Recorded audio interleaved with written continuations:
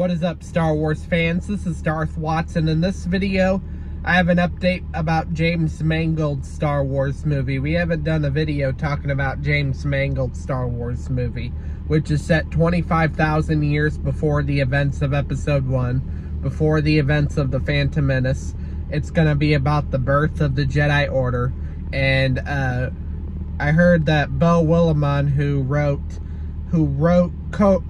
some of the best episodes of Andor, is co-writing James Mangold's Star Wars movie, according to the Hollywood Reporter.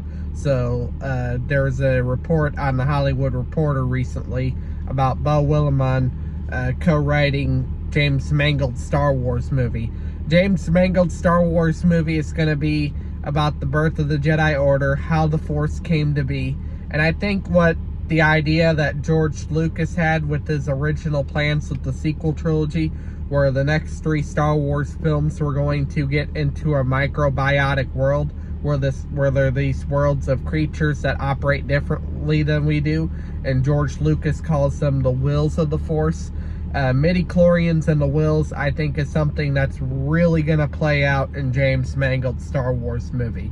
And just to be clear before, Lucasfilm never buries ideas. They recycle ideas. I believe and it's been proven with George Lucas's original vision of the sequel trilogy, where in his earlier plans, where Star Wars Archives book from 1999 to 2005 describes about the Empire struggling, about remnants of the Empire, and Maul becoming the main villain of the sequel trilogy, how there's a whole power vacuum, Imperial warlords, which the Mandalorian ends up taking up inspiration from that.